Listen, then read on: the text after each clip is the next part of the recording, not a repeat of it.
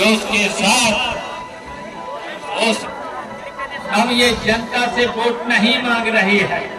जय हिंद, जय भारत। बेरोजगारी के खिलाफ विरोधी सरकार जो मोदी की सरकार है उसको उखाड़ फेंकना जरूरी है। मीडिया बंधुओं को धक्का देके भगाया गया। शिक्षा खंड अधिकारी हैं ब्रजेश श्रीवास्तव जी, जो स्कूलों की मान्यता देने के लिए 1,50,000 रुपया रिश्वत लेते हैं। इस वक्त जय हिंद साथियों, इस वक्त हम आजमगढ़ जिले की लालगंज तहसील में मौजूद है और जहां हम खड़े हैं ये राम जानकी मैदान है।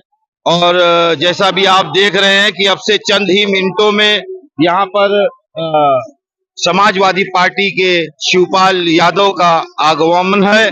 और पीछे अगर आप देखेंगे तो मंच लगा है, ये आप देख सकते हैं कि सारे लोग खड़े हैं उनके स्वागत के लिए। ये जैसा भी आप देख सकते हैं कि ये शिवपाल यादव का हेलीकॉप्टर लैंड होने के लिए तैयार है और ये जस्ट ये हेलीकॉप्टर अभी लैंड हो रहा है और इसमें से शिवपाल यादव निकलेंगे और मंच को संबोधित करेंगे। सांसद जी, एक बात बताइए कि जिस तरीके से ये कार्यक्रम चल रहा था यहाँ पर और मीडिया बंधु तकरीबन 25 से 30 लोग थे, धूप में खड़े थे। पहली चीज तो कह रहे धूप में खड़े खड़े ऐसी मीडिया बंधु गर्म हो गए और उसके बाद जब नेताजी से सवाल पूछने के लिए मीडिया बंधु गए तो वहाँ मीडिया बंधुओं को धक्का देके भगाया गया। इस पे आप क्या कहेंगे? क्योंकि इंडिया गठबंधन के बड़े बड़े नेताओं का बार बार यही प्रश्न रहता है कि पत्रकार महोदय हमारी खबरों को नहीं चलाते, उस पे आप क्या कहेंगे?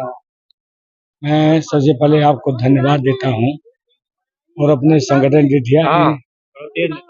इंडिया गठबंधन के लोग इतने जो है अनुशासित होते हैं कि अनुशासन और समाजवादी पार्टी विशेष रूप से अनुशासित पार्टी है। ये कभी धक्का बदले भावना से धक्का नहीं। हाँ, अपने अपने नेता को देखने के लिए लालायित हैं, इतना जोश है उनके अंदर, इतना उत्साह है, उत्साह में वो लोग ढकला। मैं उसके लिए क्षमा चाहूंगा कि धक्की धुक्का हो जाती है। वही महिला बेचारी हमारी थी, पूछ रही थी, वो भी रगड़ गई कि बेटा काहे को ये देख नहीं रही हो, ये इनका जोश में होश ये लोग गंवा लिए हैं।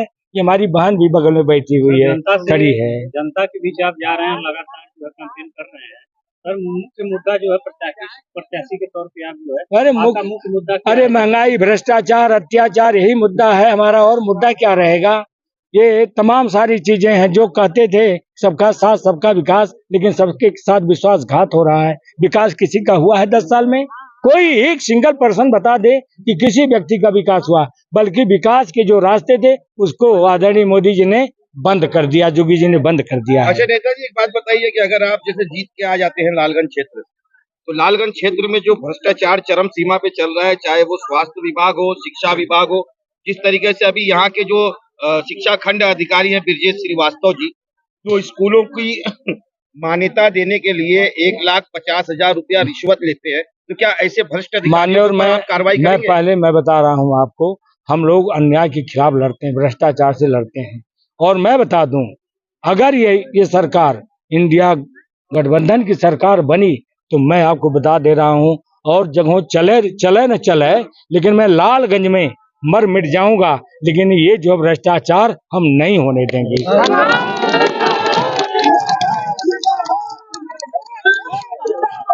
कि इंडिया गठबंधन बार बार ये कहता है कि पत्रकार उनकी खबरों को नहीं चलाता और यहाँ तकरीबन 20 से 22 पत्रकार तकरीबन 2 घंटे से धूप में खड़े हैं। पहली बात तो पत्रकारों के लिए आपके यहाँ कोई बंदोबस्त नहीं था, धूप में खड़े थे, बराबर धूप में। उसके बाद जब जनता हित के सवाल शिवपाल यादव जी से पूछने के लिए पत्रकार जाता है तो उसको धक्का दिया जाता है, धक्का देके और सीधे गाड़ी से लेके हेलीकॉप्टर की तरफ चले जाता है। इसके बारे में आप क्या कहेंगे? ऐसी बात नहीं है। ऐसी बात हुई है? ये व्यवस्था की बात किया आपने, जनता के समान आप हमारे स्तंभ है। जब हमारी जनता जिनके भरोसे हम चुनाव जीतते हैं, जब उनके लिए जैसे आप वैसे वो लोग हैं। रोजगार के मुद्दे पे सवाल करेंगे आपसे कि क्या इंडिया अलायंस की सरकार बनेगी तो अग्निवीर योजना वापस करी जाएगी? जी सर, ये हमारे राष्ट्रीय नेतृत्व तय कर चुके हैं हमारे इंडिया गठबंधन के कि अग्निवीर योजना जो है ये फ्लॉप योजना है। यह योजना मुकद्दर लायक नहीं है, क्योंकि आप बताइए 18 साल में अगर हम भर्ती होते हैं तो 22 साल में मेरी शादी होती है। अगर ये योजना सही है तो प्रधानमंत्री एक लिए तो ये क्यों वोट मांग रहे हैं प्रधानमंत्री? तो 70 साल 72 साल हो गए, 74 साल। बताइए, आपके नेताजी जो आए थे शिवपाल जी, उन्होंने भरे मंच से कहा कि मुलायम सिंह यादव की सरकार में जो है शिक्षकों को जो है पेंशन देने का काम किया जाता था, तो क्या जो है इंडिया गठबंधन की सरकार बनेगी तो कर्मचारियों को इसका लाभ मिलेगा? जी एकदम मिलेगा। पुरानी पेंशन को बहाल किया जाएगा, अग्निवीर अथवा योजना को खत्म किया जाएगा, पुनः भर्ती जो है प्रक्रिया शुरू की जाएगी, अस्थायी भर्ती। भारतीय जनता पार्टी के मुख्यमंत्री आदित्यनाथ योगी जी का अभी आजमगढ़ में दौरा था, उन्होंने एक भरे मंच से कहा कि समाजवादी का नाम लो तो समझ लो गुंडा आ गया। क्या कहेंगे? सर जी देखिए, योगी बाबा तो खुद योग से, उनको योग में होना चाहिए। वह गुंडई की बात करते हैं, जात विशेष की बात करते हैं, हिंदू मुस्लिम की बात करते हैं। बात करना है तो विकास पे बात करें, रोजगार पे बात करें, स्वास्थ्य पे बात करें, सुरक्षा पे बात करें। इस मई को जो चुनाव होने हैं, मुख्य मुद्दा क्या है जनता के बीच? समाजवादी पार्टी क्या मुद्दा लेके जा रही है? हम रोजगार का मुद्दा लेकर जा रहे हैं, स्वास्थ्य का मुद्दा लेकर जा रहे हैं। अच्छा ये बताइए कि जिस तरीके से भ्रष्टाचार अपने चरम सीमा पे है, वहीं पर अगर आप देखेंगे तो लालगंज जो शिक्षा खंड अधिकारी हैं, स्कूलों की मान्यता देने के लिए 50,000 से 1 लाख रुपए तक की रिश्वत लेते हैं, उसके बारे में आप क्या कहेंगे? देखिए, खंड विकास अधिकारी हो या शिक्षा अधिकारी हो, लगभग सभी अधिकारी ऊपर से मांग रहे हैं, तो ये अधिकारियों का ज़्यादा दोष नहीं है, ये मैं कह रहा हूँ।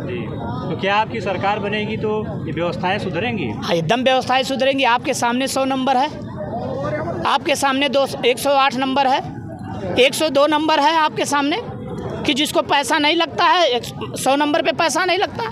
लोकसभा 68 के प्रत्याशी दरोगा सरोज जो कि यहाँ से प्रत्याशी बनाया गया इंडिया गठबंधन की तरफ से, तो चुनाव जीतने के बाद मुख्य मुद्दा क्या होगा, जनता के लिए क्या करेंगे? माननीय दरोगा प्रसाद सरोज जी अपने सदन में इसको उठाएंगे, अपने इंडिया गठबंधन के राष्ट्रीय अध्यक्ष से बात करेंगे कि जो वादा हुआ है कि 90 दिन के अंदर हम 30 लाख भर्ती निकालेंगे, उस भर्ती को पूर्ण कराने के लिए माननीय प्रत्याशी जी कटिबद्ध रहेंगे। अपना नाम और थोड़ा परिचय सर बता दें। मैं सर श्याम कन्हैया यादव, लोहिया वाहिनी अध्यक्ष लालगंज आजमगढ़, जिला पंचायत प्रतिनिधि देवगांव आजमगढ़। तो जैसा भी आपने देखा कि यहाँ पर आजमगढ़ की जो लालगंज तहसील है, यहाँ राम जानकी मैदान में शिवपाल यादव मौजूद थे और जनसभा को संबोधित कर रहे थे, और पब्लिक तो बेहिसाब आई थी और मुद्दे भी अच्छे अच्छे थे। लेकिन एक चीज ये देखने को मिली कि विपक्ष बार बार इंडिया गठबंधन ये कहता है कि न्यूज चैनल जो है, पत्रकार जो है, उनकी खबरों को नहीं चलाते। तो मैं आपको ये बता दूं कि यहाँ तकरीबन 20 से 25 पत्रकार खड़े थे, और वो पत्रकार धूप में खड़े थे। नेताजी छांव में बैठे थे, जनता छांव में बैठी थी, पत्रकार धूप में खड़े रह के कवरेज कर रहे थे। और उसके बाद जब जनता हित के मुद्दे पूछने के लिए नेताजी के पास पत्रकार गए, तो पत्रकारों को धक्का देकर और गाड़ी में बैठकर सीधे हेलीकॉप्टर के पास चले गए।